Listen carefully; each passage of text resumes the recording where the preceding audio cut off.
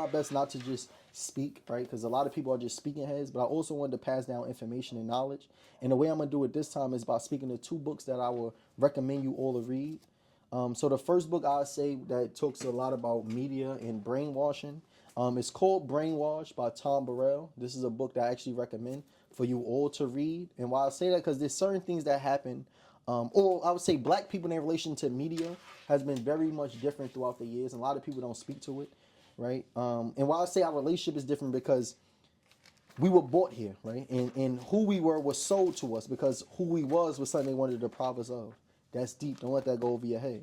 So in this book, it speaks about this idea of brainwashing, how media played a role in stripping us of the understanding of who we are, right? And it's two words that they talk about that I feel like even applies to this conversation between Natalie Young and Cam Newton, which is first a Jezebel and the other one is a stud.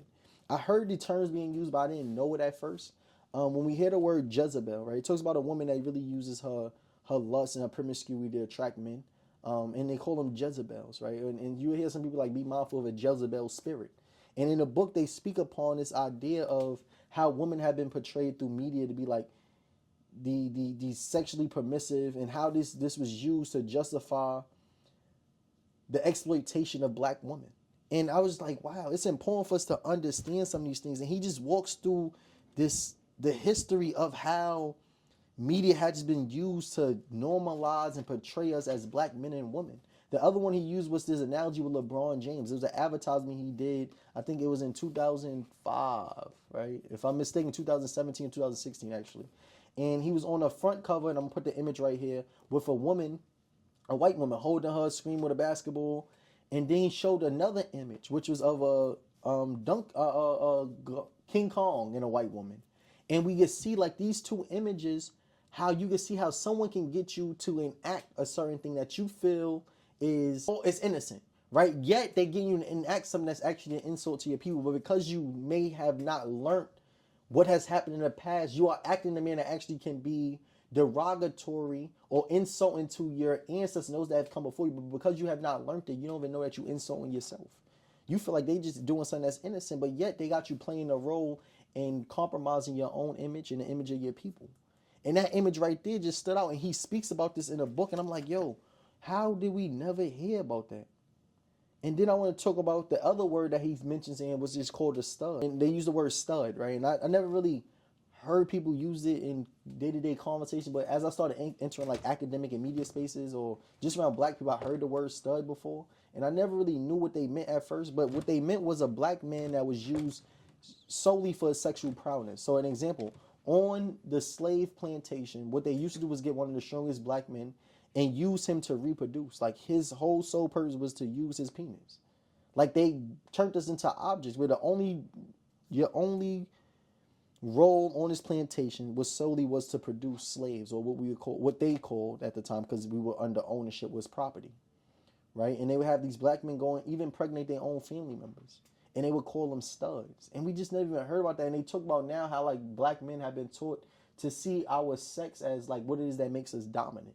Like us having sex over with multiple women. And he was like, in many ways we are enacting out what our oppressors made us feel was the right thing. And what they used us as, which is a form of property only to produce more property. And when I heard, I was like, damn. And I thought this book in itself was so essential because it just helped to reaffirm and to teach me how there's times where we could be made to do things that's actually an insult because if we never received the information on what happened prior to us, we would never know. The second book I would say is called, it says Breaking the Chains of Psychological Slavery by Dr. Naeem Akbar. I even ask you to, or encourage you to go watch some of his videos on YouTube. And what he talks about is breaking the chains of psychological slavery, and said that there's some things that have lingering effects on us from slavery. And he poses these questions that I believe are very essential, which is like, how is it that like the nation or those that was the fall of civilization have become a group of people that now today know nothing about who they are and feel like they haven't contributed anything to society? And he say because we were psychologically conditioned and psychologically enslaved. And what he talks about a lot, and many scholars would talk about this, like we heard Steve Biko, he would say that the most powerful weapon in the hands of our oppressor is the mind of the oppressed. And he talks about this and he breaks it down in so many ways. And I felt like it was just essential.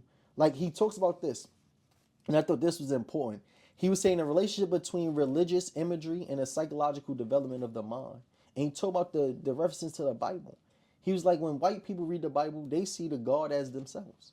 But when black people say they read the Bible, they see themselves not even in the text, yet they see themselves as be like subservient. And he's like, religious images played a big role. And if it wasn't important, they would have never did it. If it wasn't important, they would have never turned Jesus white.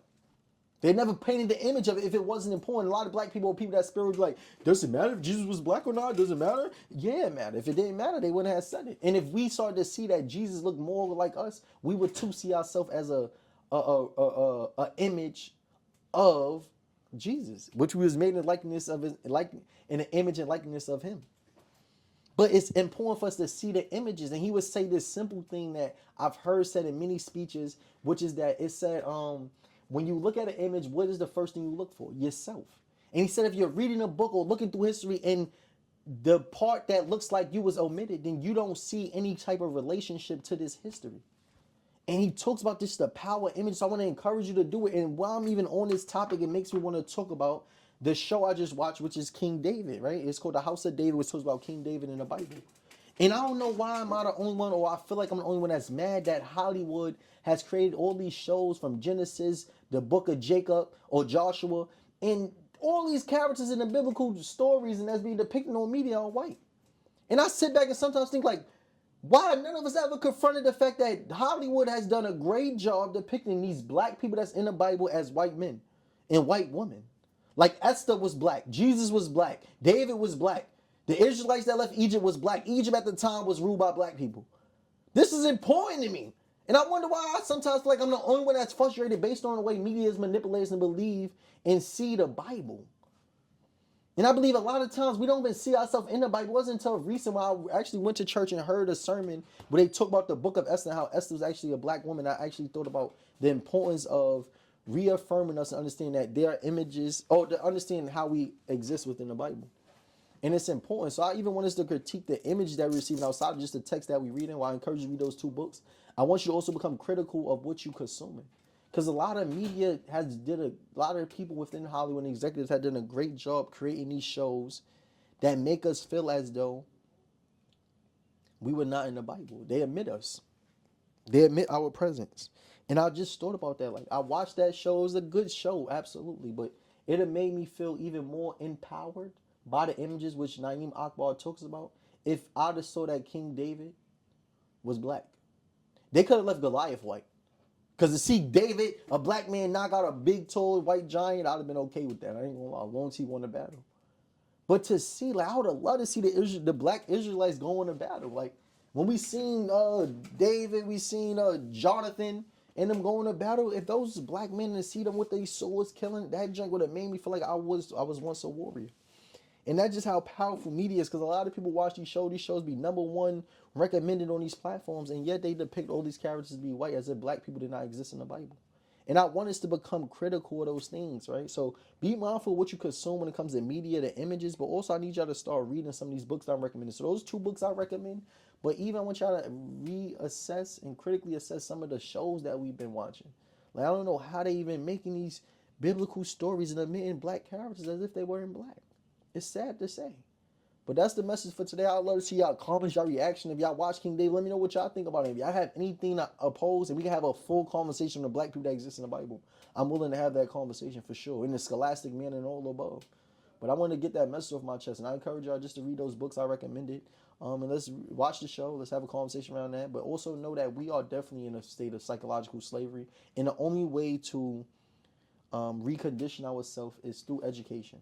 Right, because the moment you learn things, you start to think differently. And I started noticing this, which is a big thing, which is that it's good to pass down oral stories, but there's also a difference between having like tangible evidence, like being able to go see statues, right? Like I stated, I still speak in my previous video, being able to actually go to Egypt and see a black pharaoh, to see those black paintings. It's much more different just hearing stories, because stories, it's like we think they fables or folklore, things as such, but to see tangible evidence is important. And I thought about this, like if you wanted to strip a nation, or if you wanted to take on it, or say if you control the nation through war, right? So we have prisoners of war, and we're saying we don't want to slaughter them, but we do want to maintain control over the people. What would you do? And I thought about it. I said, if you wanted to maintain control over them, and never allow them to ever want to overthrow their oppressor. What you need to do is strip them of their history. So the first thing we ought to do is burn their books. And we seen even in Nazi Germany, one of the things that the first thing the Germans did and the Nazis did to Jewish people was they went and burnt their books. And we don't talk about the massive book burning that happened. Because they understood that in order to deprive a people and to get them to maintain slavery, it started, or what needed to happen was psychological slavery. You need to be a psychological warfare. And in order for me to maintain that slavery mindset over you, I had to strip you of any references you had of who you was prior to who you are now. And what we really had to do was separate the parents from the children, so the parents could stop telling the stories, and all the children had to believe was what it is that we told them they were. Because they have no access to the evidence of who they were prior to us telling them. So the only thing they have to believe is what we tell them that they were. And this is how it works, y'all. This is psychological warfare that we in. So I encourage, again, those that have some recommendations, any books you want to recommend, comment them. Anything you want to refer that or suggest that I watch, let me know. But we have to do a job of teaching and re-educating our youth, because that's the only way to win this psychological warfare, is to find ways to re-socialize and recondition our children. So I'm going to land there. This is my brand voice. You want to purchase a hoodie, definitely go to my Instagram at Jordan Pierre, and you could DM me, and I'll definitely send you the link to purchase the hoodies. It's JordanPiere, and this is voice. I love building with y'all. Let's go.